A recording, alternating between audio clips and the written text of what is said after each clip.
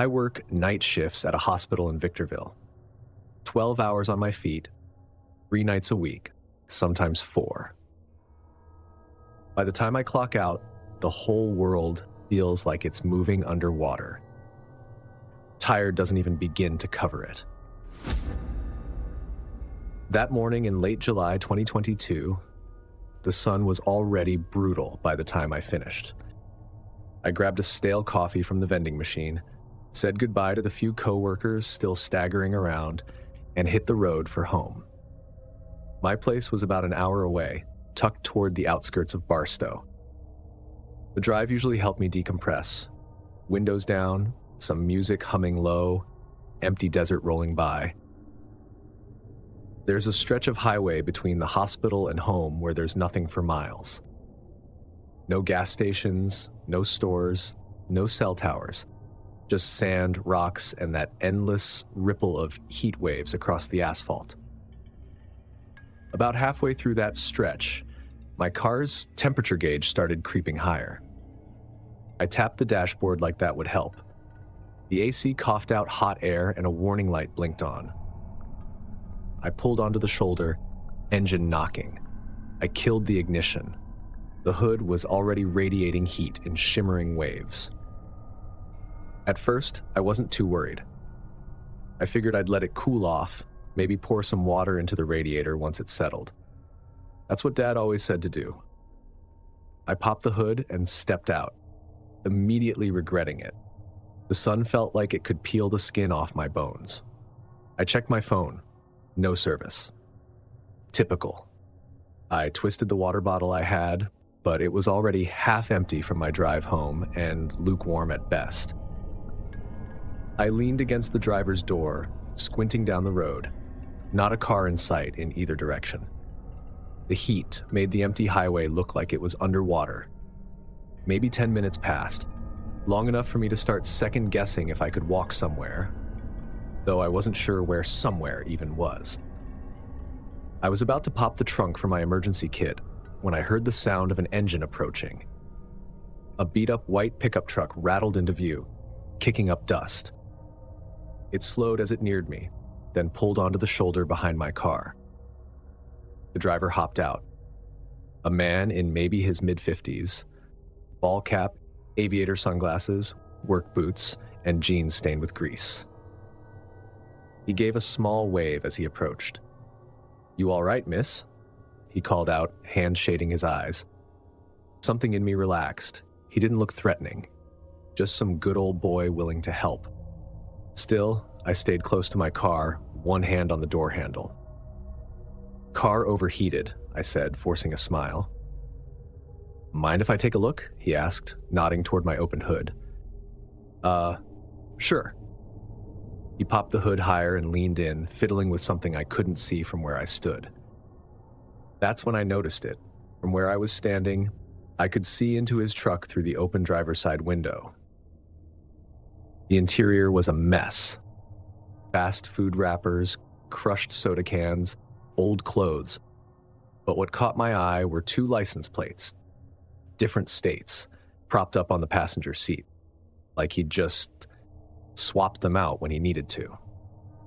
My stomach twisted. I didn't hesitate. I slid back into my car, locking the doors behind me with a solid, satisfying click. The man straightened up and walked over, wiping his hands on a rag. "You can start her up now," he said, tapping the hood. I cracked the window just an inch. "I think I'm going to wait a bit," I said, trying to sound calm. "Let her cool down more." He smiled, but there was no friendliness in it now. It was a smile that knew something. "No problem," he said. "But you sure you don't need a lift? Town's a ways off." I shook my head. "I'll be fine, thank you." For a moment, he just stood there, watching me. Then, slowly, he tried the passenger door handle.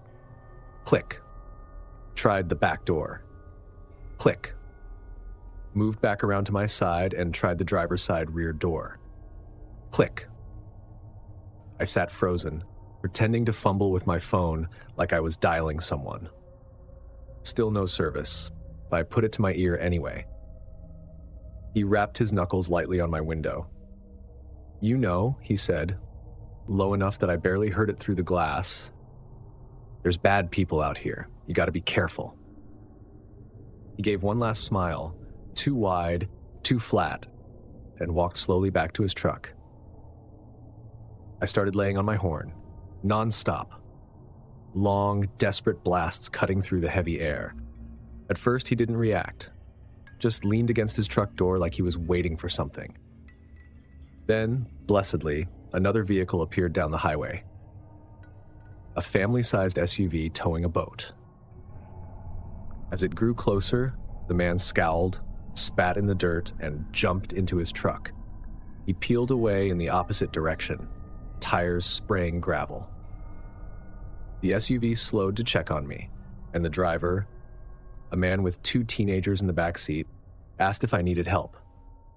I nodded, tears pricking my eyes from sheer relief. They had a satellite phone and were able to call a tow truck for me. I stayed parked between their car and mine until it showed up.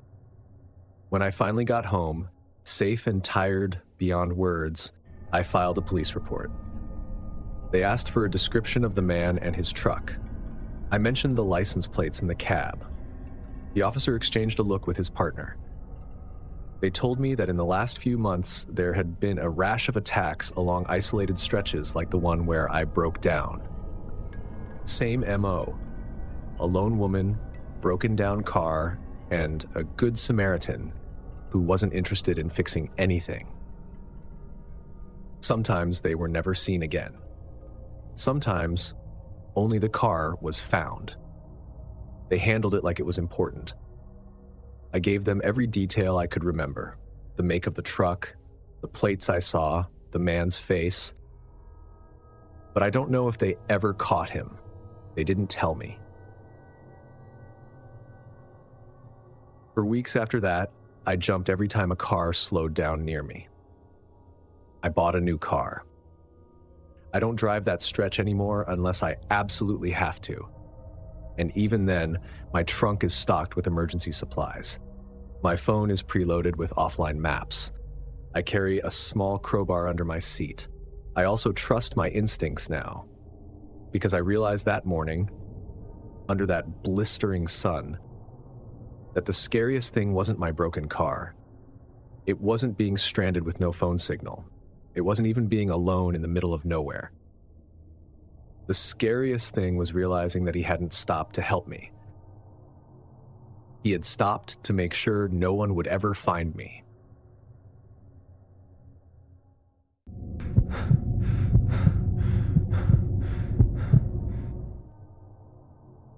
I don't usually take solo trips.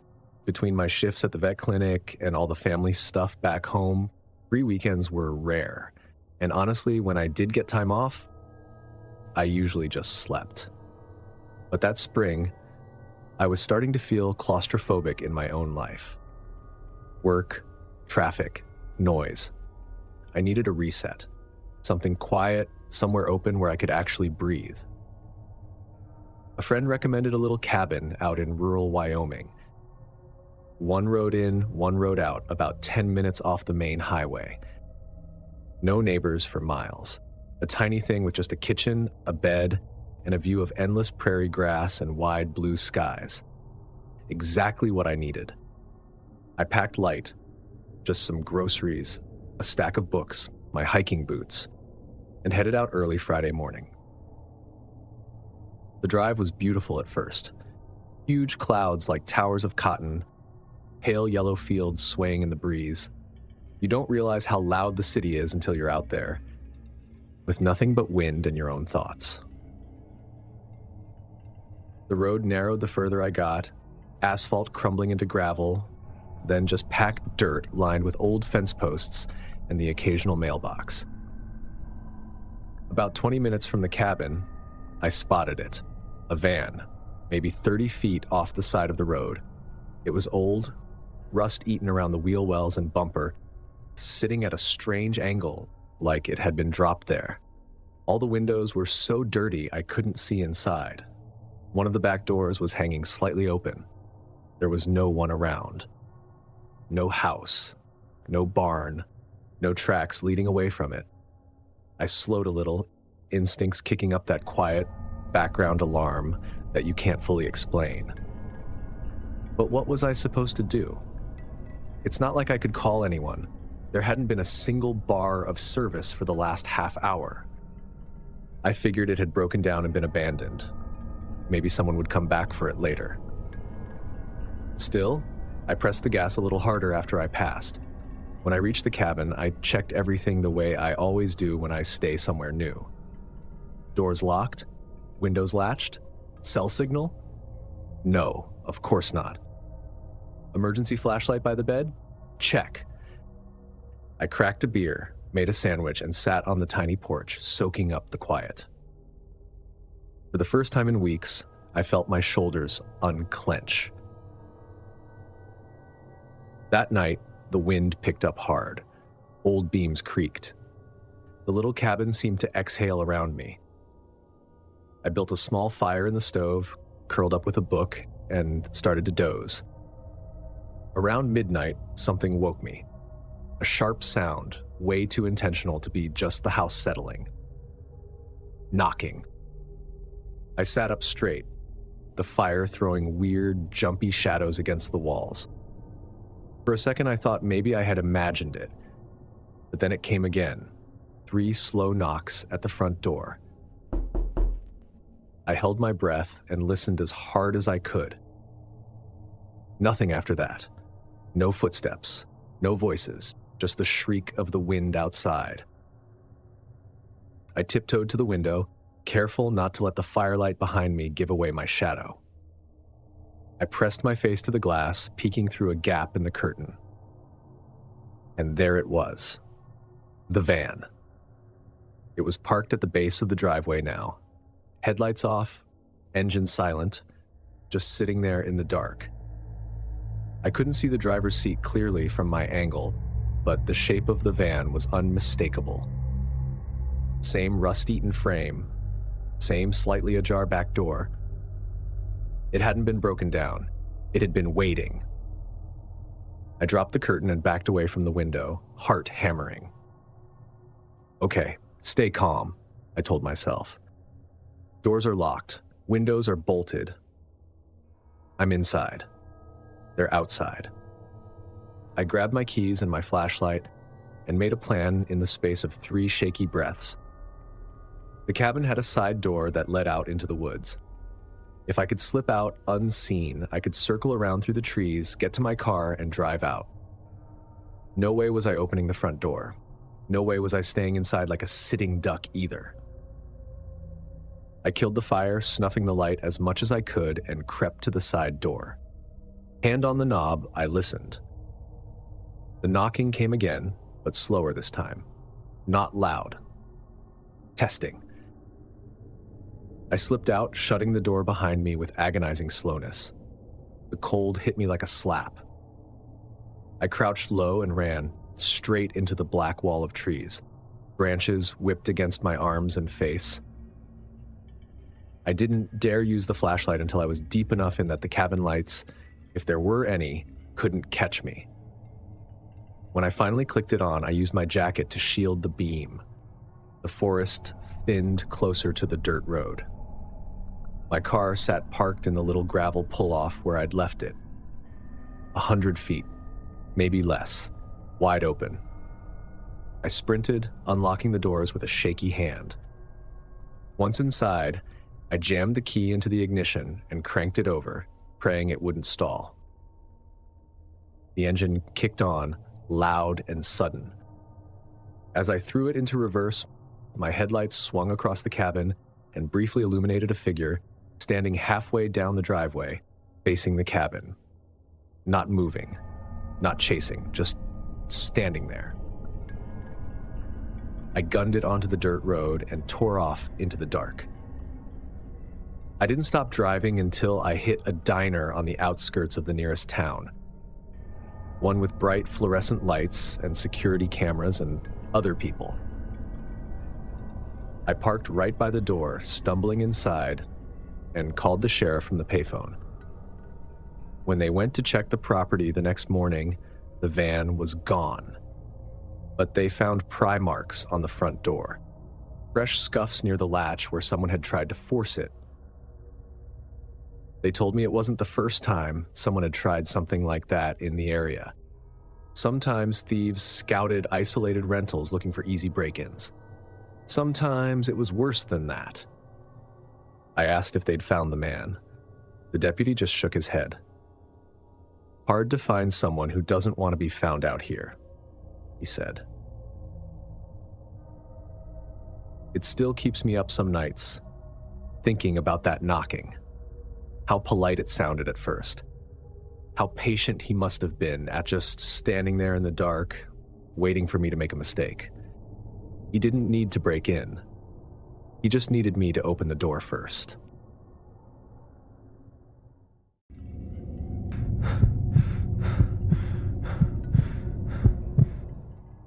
I'd always dreamed of doing a solo camping trip.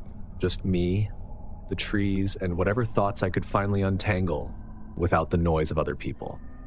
After a rough breakup and a stressful year of teaching yoga classes nonstop, it felt like exactly what I needed. Something to reset my soul. Something real. Olympic National Park seemed perfect.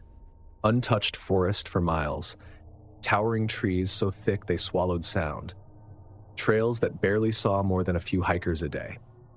It felt like the closest I could get to being completely alone without actually dropping off the face of the earth. I picked a remote back-country site, just a clearing near a shallow stream. The hike-in took most of the day. By the time I set up my tent, the sun was sinking low, filtering through the branches like gold dust. That first evening was beautiful.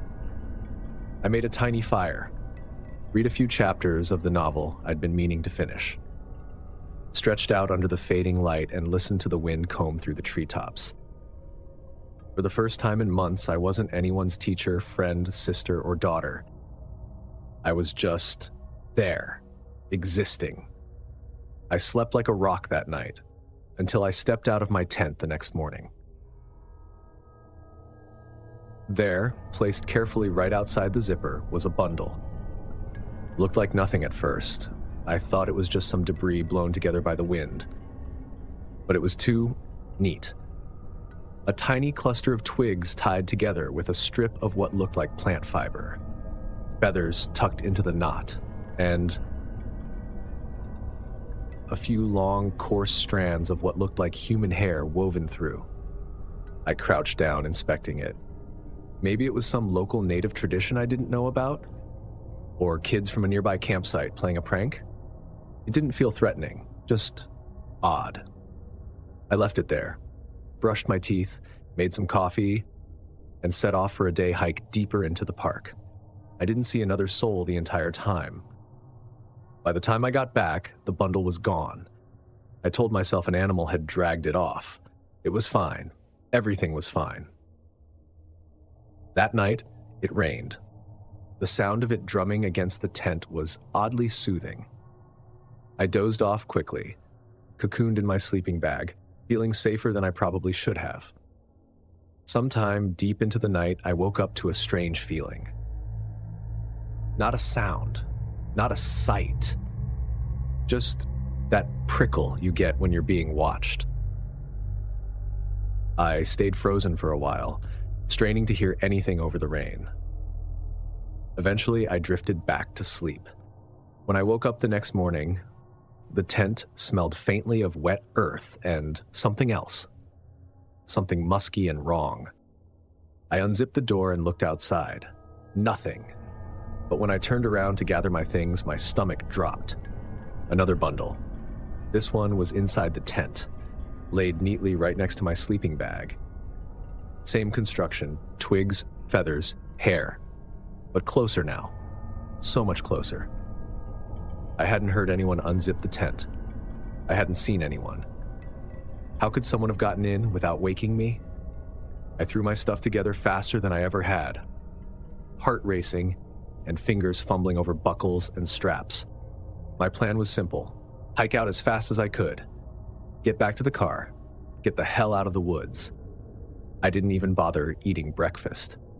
I just shoved protein bars into my pocket and started moving. The rain had slowed to a mist, but the forest was different now. Every little noise had me on high alert. The trees didn't feel like just trees anymore. They felt like they were watching, like they were hiding things just beyond my sight.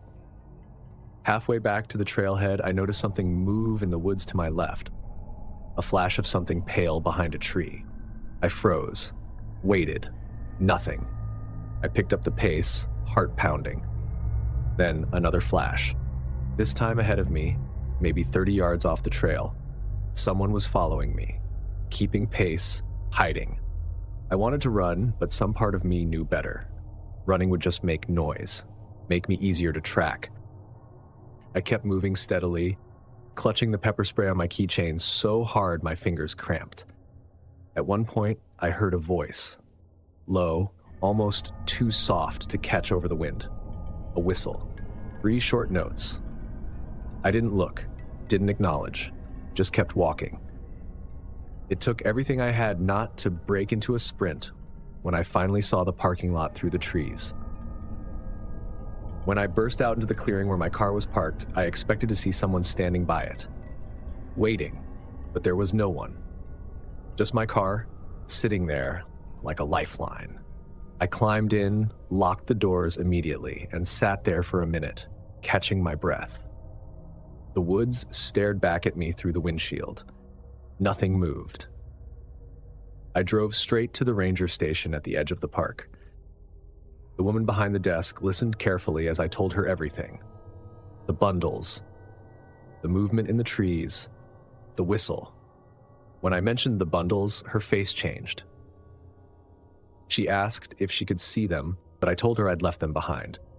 Then she said something that chilled me to the bone. Sometimes, she said quietly, you get isolated individuals out here. People who live off-grid. Some groups too. They use things like that, bundles, to mark people, like tagging. Tagging? I repeated. She nodded. Marking you as theirs. I didn't stay another night.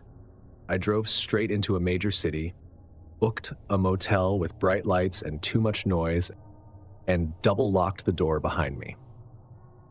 I never went solo camping again, because they weren't trying to scare me. They were claiming me.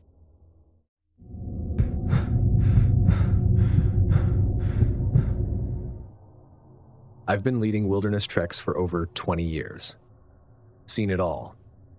Bears bluff charging, sudden snow squalls in June, tourists panicking over harmless raccoons. You learn fast in the backcountry. 99% of what scares people is either imagination or misinterpretation. The wild is wild, but it's not out to get you. That's why I still can't explain what happened out there. Why it still sticks with me. It was a solo trip in late October 2021. Northern Idaho, not far from the Selway Bitterroot Wilderness. I knew the route cold. I wasn't taking risks. It was supposed to be a straightforward 5-day loop, checking remote trail conditions for the Forest Service before winter shut everything down. I carried a Garmin satellite beacon, standard gear, plenty of food. I double-checked my weather app before setting out.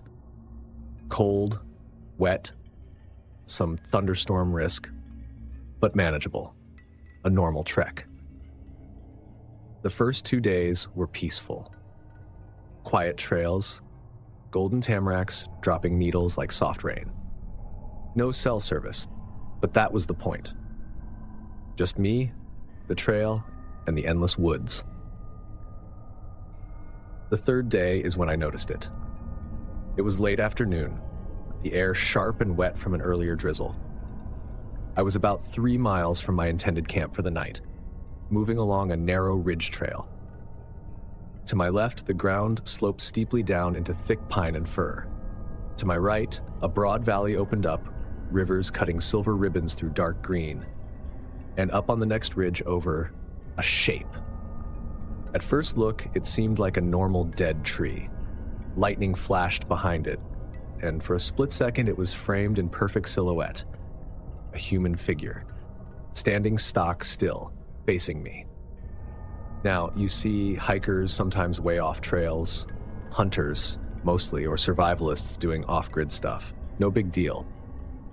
But this figure wasn't moving, wasn't carrying visible gear, just standing there, arms by its sides.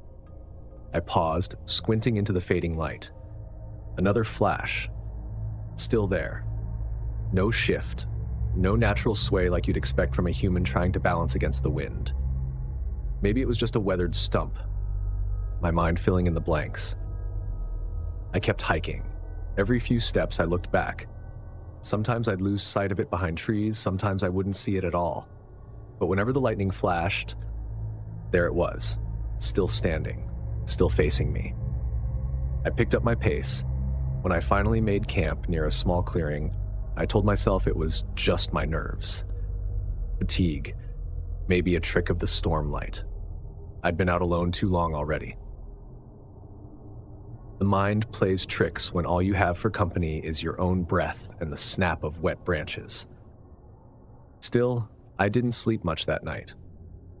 Every gust of wind against the tent sounded like footsteps. Every creak of the pines felt like someone moving just out of view.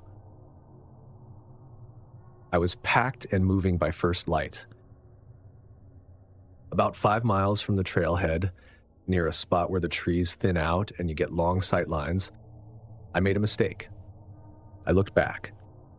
There, across the small valley, maybe 200 yards out, was the same figure, still unmoving, still watching. It was broad daylight now. No storm, no tricks of the eye. I couldn't make out a face, just the outline. Heavy coat, stocky build, no visible backpack, no weapon that I could see, but no gear either. No normal hiker would be out here without a pack. No one sane, anyway. I didn't stop walking, just turned my head and kept moving, a little faster now. My heart was going crazy, but I kept it together. Panic gets you hurt out here. I couldn't afford a twisted ankle or a wrong turn. But every time the trail switchbacked or rose high enough for a look behind me, there he was. Same distance, same stillness. Like he was waiting for something. Hours passed. I tried to rationalize it. Maybe it was a scarecrow someone put up for a joke. Maybe I'd cross paths with a backcountry ranger later who'd laugh and say, "Oh yeah, that's Old Man Marker. Been there for years." But deep down, I didn't believe that. Around noon, as I made a sharp turn to cross a ridge, I caught sight of the trail behind me again. And for the first time, he was closer. Maybe 100 yards now. No movement, no visible chase, just closer. I didn't eat lunch, didn't stop for water. I forced my legs to keep moving, counting steps in sets of 10 to stay focused. The wind picked up in the afternoon, gusting through the trees hard enough to bend trunks. A storm was coming back in. Fine by me. Hard rain would mask my scent, my footprints, make it harder for him, if he was even human. I know how crazy that sounds. I'm a logical guy, grounded. But at some point when you're deep in the woods and something unnatural is happening, it doesn't matter if it sounds crazy. It feels real. And that's enough. When I reached the trailhead around 4 p.m., my truck was still there. Thank God. No damage. No other vehicles parked nearby. I didn't waste time. Tossed my gear in the bed, slammed the door, started the engine. I pulled out fast, tires crunching gravel, and didn't look back.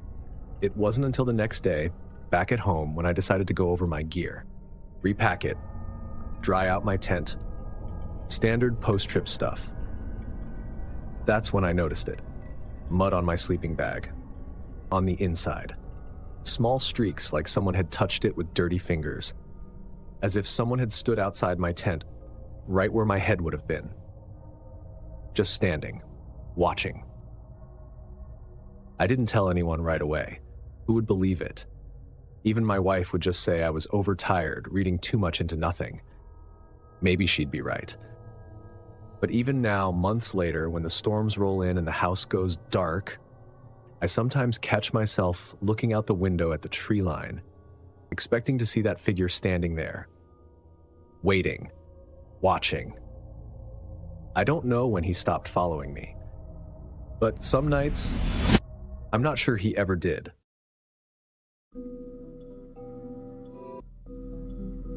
If these stories made you rethink isolation, you're not alone. Trust your instincts, especially when there's no one around to hear you scream. Because the scariest places aren't always haunted. Some are just too far from help. Click now to watch 4 disturbing trucker horror stories. It only gets darker from here. Stay sharp, stay safe. And remember, some people wait until you're alone. Thanks for watching, and I'll see you in the next nightmare.